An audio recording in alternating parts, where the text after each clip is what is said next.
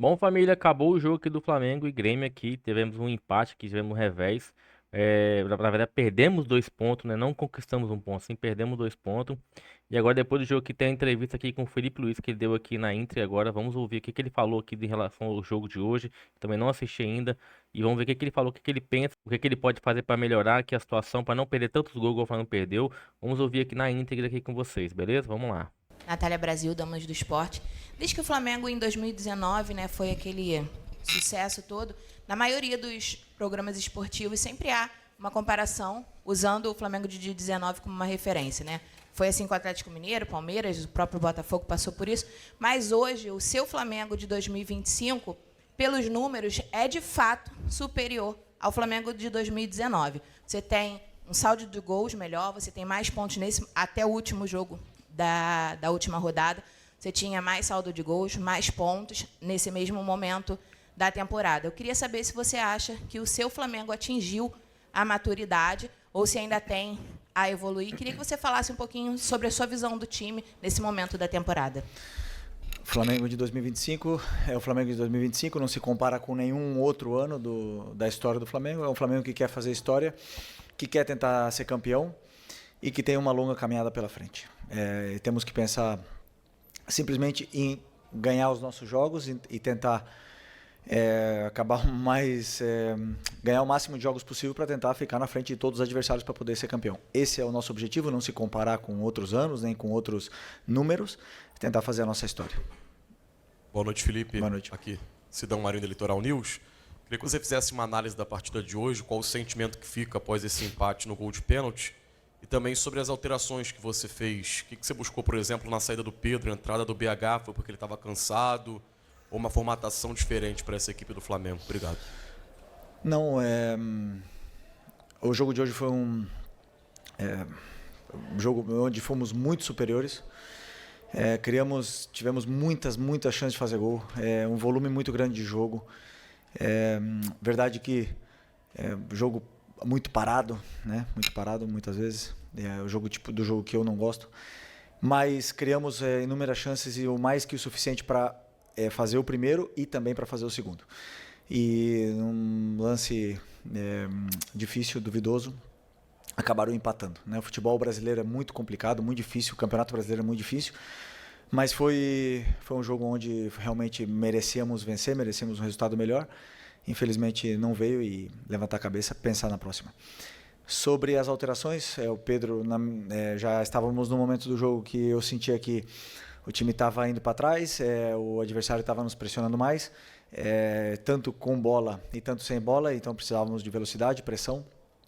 Por isso que optei por colocar o Bruno. E é isso. Ok. Oi, Felipe, boa noite. Boa noite. A torcida no intervalo xingou muito o árbitro. E eu sei que é a sua postura de não reclamar de arbitragem. Mas a gente sente no time do Flamengo que não tem um jogador, que seja o capitão hoje, que é o Arrascaeta, que vá no árbitro. Falta isso ao time do Flamengo? Existe alguma orientação para os jogadores não irem no árbitro, mesmo em lances que nitidamente a arbitragem errou, como num carrinho do Kahneman, me parece, né, do De La Cruz, que nem falta ele marcou, enquanto ele dá um cartão amarelo para o Léo Ortiz? Não, os jogadores eles falam com o árbitro, só que eles estão tão concentrados em vencer, não é o trabalho deles, ir lá brigar com o juiz e ficar reclamando toda hora. Quem tem que fazer o trabalho dele é o juiz, que tem que apitar o que tem que apitar.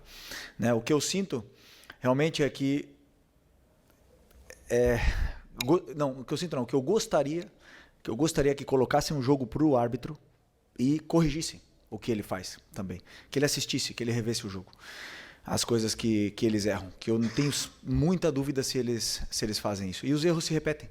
Os critérios não se corrigem, os erros se repetem. O jogo fica picotado, chato, 500 mil faltas que não são e critério zero. Isso me decepciona muito, porque o que nós queremos o que nós mais queremos é isso, não se preocupar com o árbitro, não se preocupar com o juiz, pensar simplesmente no jogo. Felipe, Raíza Simplício aqui da Gol Brasil e da revista Placar. Eu queria te perguntar sobre o De La Cruz, né? Ele voltou, já estava à disposição, mas hoje jogando como titular, participou bastante do jogo e deu para perceber que o time parece que sentiu um pouco a saída dele, o meio-campo ali ficou meio aberto com a saída do De La Cruz. Eu queria que você falasse sobre a importância de tê-lo bem fisicamente para o seu time. E a saída dele foi só por uma questão de cansaço ou foi alguma estratégia mesmo? Ele pediu para ser substituído. É um jogador que se recuperou, está conseguindo ter uma sequência de treinos, tá bem novamente. É um jogador que nos dá muita dinâmica no meio-campo, tanto em ataque como em defesa. Tá um dos pilares dessa equipe também e muito feliz de tê-lo de volta, né? No momento que ele saiu e você falou que o meio abriu, realmente estávamos no momento onde o nosso time já estava sofrendo, né? Já estava um pouco, não sofrendo, senão com dificuldade de sair e não simplesmente pela saída do De La Cruz, senão pelo momento que a equipe estava talvez tentando mais defender o resultado que continuar com as dinâmicas, e aí acabamos sofrendo mais. Felipe, boa noite. Pedro Ramos, da Sintonia Esportiva. Você comentou agora há pouco que no segundo tempo o Grêmio impôs a vocês uma necessidade de ter velocidade e você acabou mexendo pelo Pedro no lugar, colocando o Bruno Henrique. A minha dúvida é se a não utilização de jogadores como Cebolinha, Michael, Juninho, por parte sua, por escolha sua, não traz para a torcida uma sensação de que eles serão de fato inutilizáveis no resto da temporada, até porque em uma partida onde o Flamengo ganha de 8-0 do Vitória, eles não entrarem é até comum, é esperado talvez. Mas numa partida onde o Flamengo estava sendo pressionado pelo Grêmio 1-1, por que não a utilização, porque a não utilização desses jogadores, por favor, e se também isso é um sinal para a torcida de que no restante da temporada eles não estão nos seus planos também. Obrigado. O Juninho não estava no banco, não poderia entrar. Sim. Sim, o Cebolinha e o Michael, sim. Mas eu sinto que os dois jogam na mesma posição, que na posição do Lino. Eu sentia que o Lino está num momento bom, determinante, decisivo e, na minha visão, não era falta de perna ou falta daquele momento que o Lino estava abaixo. Para mim, não. Para mim, naquele momento, ele estava bem. E também o Arrascaeta, né? Poderia ter tirado o Arrascaeta, mas eu sentia que com bola ele estava sendo muito determinante. Cada vez que a bola chegava nele, ele tem perigo, ele faz a diferença. Então eu optei por deixar os que eu achei que fossem melhor até o final do jogo para poder tentar vencer. Boa noite, Felipe. Léo José do Coluna do Fla. O Vinha, depois de ficar um bom tempo parado, ele voltou contra o Bragantino, jogou bem, você até elogiou a atuação dele. E a partir dali ele não teve tanta minutagem em comparação com o Ayrton Lucas, por exemplo. Do lado esquerdo você tem o Samuel Lino, o Ayrton Lucas, que são dois jogadores ali que atacam o espaço, que atacam a linha de fundo, mas o Vinha é um pouquinho mais construtor, né, ali por dentro. Qual o motivo de você escalar o Ayrton Lucas e não dar tanta minutagem para o Matias Vinha? Depois do Bragantino, o Vinha jogou contra o Atlético Mineiro. Não sei se foram 2 jogos, né, o do Brasileiro e também da Copa. Depois o Ayrton jogou na Copa e os dois estão muito bem, muito bem. Depois o Alexandre voltou contra o Inter. O Ayrton Lucas jogou no jogo no Brasileiro contra o Inter e para mim a disputa tá muito acirrada, o nível está muito alto. Na verdade, o Ayrton fez um jogo contra o Inter espetacular. E como eu falei para vocês na outra coletiva, o Ayrton não começou contra o Vitória porque teve um problema familiar. Para mim, no nível que ele estava jogando e que está jogando, realmente tá complicado de escolher. Então a minha escolha foi opção pelo que eu achava que era melhor para poder vencer o jogo. E os 3 continuam sendo opção muito, muito boas para o treinador poder escolher e ter o lateral de alto nível. Aqui, Felipe, boa noite. Felipe, você teria 5 datas livres, né? Semanas cheias de trabalho até o final da temporada, porém, teve uma mudança no calendário em que, de agora para frente, tirando as datas FIFA, quarta e domingo, você vai ter que jogar todas, ainda tem um jogo atrasado contra o Sport. Queria saber como é que você replanejou o seu trabalho, né, o seu trabalho para esse restante de temporada, uma vez que você já falou várias vezes que 4 dias de descanso para você, para o seu time, é muito importante, que uma semana livre faz muita diferença. E, Ajuda mesmo. por Um exemplo, monte de você jogador tem o jogando. Cruzeiro brigando com você ali na parte de cima da tabela, que não teria essas datas, que passou a ter essas datas aí, Flamengo e Palmeiras ficando visivelmente prejudicados. Queria saber como é que você replanejou isso. Obrigado. Bom, né, o clube já se posicionou sobre essa mudança do calendário e temos que nos adaptar. Temos um elenco muito forte para poder competir até o final, com essa mudança, mas que para os próximos anos que esse planejamento seja melhor, seja realmente organizado para que todos possamos, nenhum possa sair prejudicado com nenhuma mudança. Felipe, boa noite. A gente teve hoje, eu vou sair um pouco do âmbito do jogo, né? Porque a gente teve hoje uma situação muito importante que aconteceu, não sei se você estava sabendo. A torcida jovem voltou para as arquibancadas e recentemente a raça rubro-negra voltou também. Queria que você falasse um pouco da importância de ter essas torcidas aí apoiando com instrumentos, com tudo, né? Podendo também apoiar, né? Fazer aquela batida, né? Junto com o time.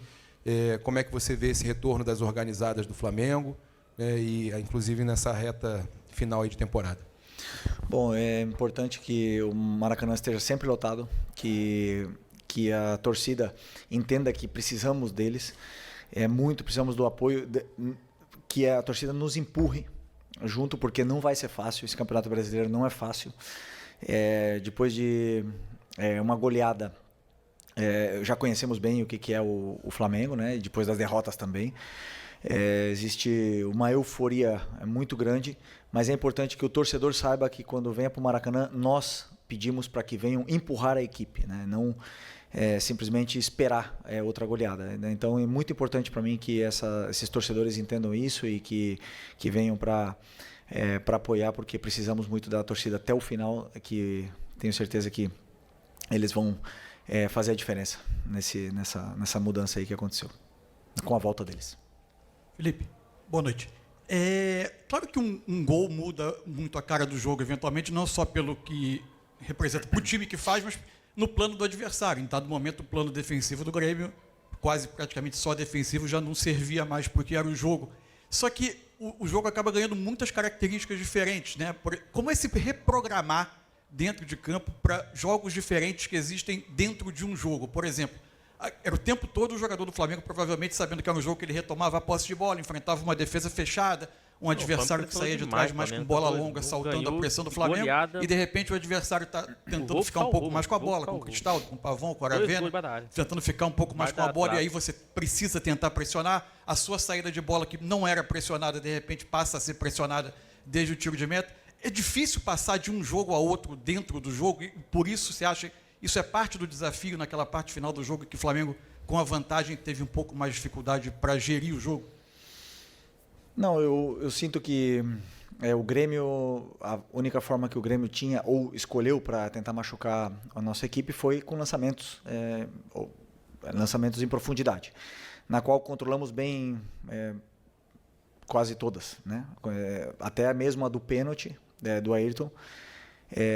Não ia acontecer nada. Foi uma bola que ia para trás, no pé do nosso jogador. Então, não estavam machucando, mesmo com essas mudanças e com a forma de jogar. Foi sorte, eu bateu na mão, não lembro cara. de ter um chute no gol do Rossi, assim, sinceramente. E nós com bola estávamos com mais facilidades ainda, com exceção do tiro de meta, que é verdade que eles subiram as linhas e pressionaram mais.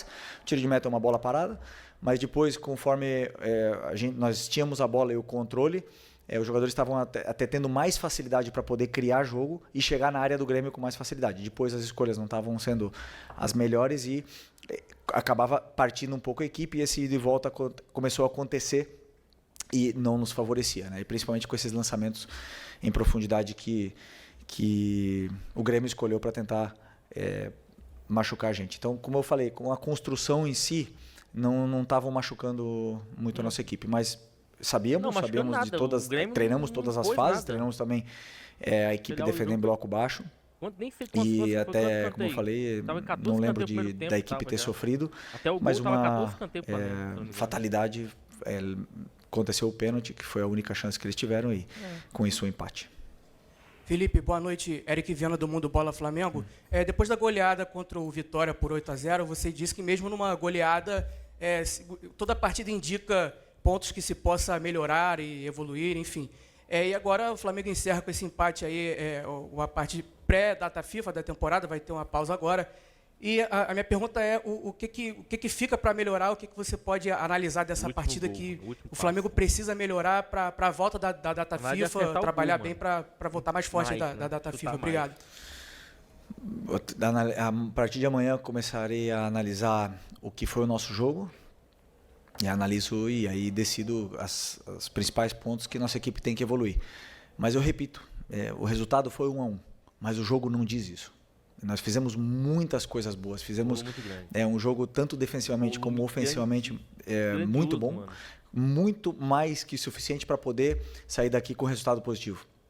Então o resultado, ele não me engana. Eu sou muito realista com o que acontece no campo, mas com certeza no 8-0 eu tinha coisas que corrigir e agora nesse jogo também teremos coisas que corrigir, também já visando o próximo jogo contra o Juventude lá na frente. Boa noite, Felipe. Bruna Medeiros, do Desflá.